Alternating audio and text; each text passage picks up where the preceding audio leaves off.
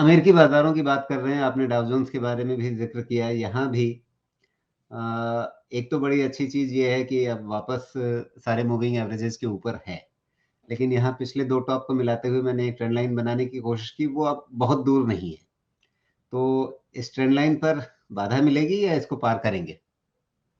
34,500 पे बहुत ज़्यादा कंजेशन है तो डाउ जोन्स का। अब 34,500 काफ़ी है मेरे लिए। ये ट्रेंड लाइन अपर इंक्लिनेशन को मैं लेके नहीं चल रहा हूँ बिकॉज़ 34,500 के ऊपर में हो सकता है यहाँ पे 1-2 हिट लगेगा। ये ट्रेंड लाइन काटना बहुत आसान है। मेन है 34,500 के ऊपर में डाउ जोन्स कितना सस्टेन कर पाता है। अगर वो सस्टेन कर पाता है तो ऑल टाइम हाई ये स्ट्रक्चर में तो इस पता नहीं कितने महीनों से इस चीज़ के ही कॉन्फिडेंस पे मैं इतना स्ट्रॉन्ग कॉल ले रहा हूँ। अदरवाइज़ जो मैक्रो इकोनॉमिक सिचुएशन है इतना स्ट्रॉन्ग कॉल तो लेने नहीं दे पा रहे हैं।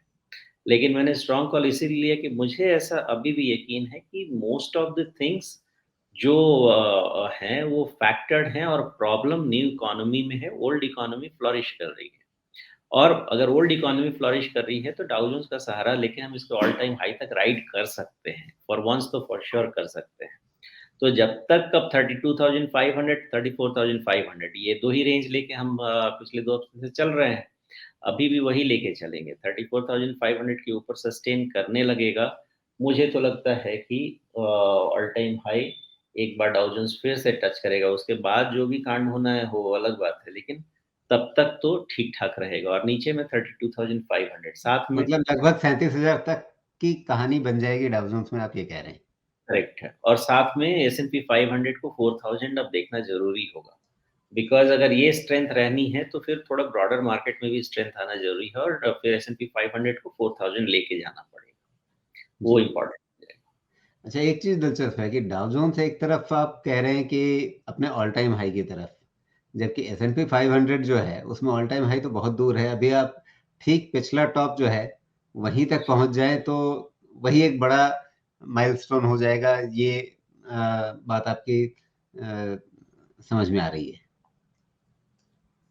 हाँ, तो पिछले हफ्ते भी इसी चीज़ को समझाया था कि एस-एंड-पी 500 में आपका Dow Jones mostly old economy contribution है, एस-एंड-पी 500 में ब्रॉडर कंट्रीब्यूशन है जिसमें आईटी कंपनीज़ ही ज़्यादा आते हैं, न्यू इकोनॉमी भी है जिसके कारण उस पे लोड ज़्यादा है और इसलिए इस पे इम्पैक्ट अभी ज़्यादा है।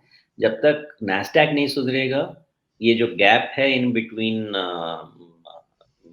एस-एंड-पी 500 और डाउ जोन्स का ये फिल नहीं होगा। उसके लिए आईटी के वैल्यूएशंस पे फिर से एक बार ज़ोर आना पड़ेगा, उसमें टाइम है।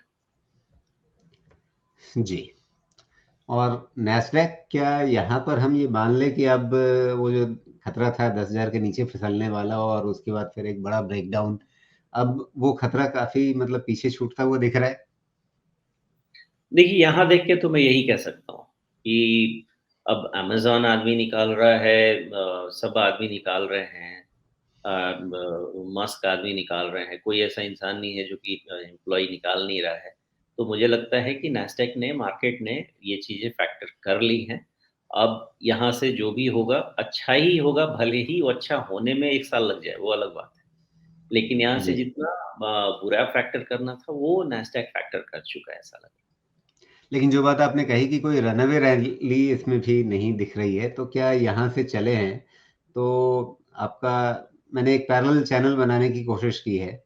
उस पैरेलल चैनल की ऊपरी रेखा जो है और आपका 200 डे मूविंग एवरेज दोनों लगभग 11,600 के आस-पास आ रहे हैं।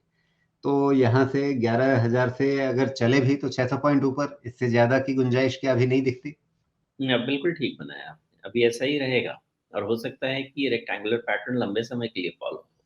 बिकॉज़ इनको ठीक करने के लिए अर्निंग्स वापस आने पड़ेंगे और ये जो स्टेटमेंट्स आ रहे हैं मैनेजमेंट की तरफ से अ, उन सब वो पॉज़िटिव होने पड़ेंगे। अगर मान लीजिए कि टैक्टिकल रिसेशन आना भी होता है या जस्ट अवॉइड हो सकता है, वो सब पे क्लैरिटी आएगी उसके बाद ही होगा और उसमें कम से कम 6 महीना तो है। हो सकता है नैस्डैक अभी 6 महीने ऐसे ही घूमता रहे कम से कम। जी।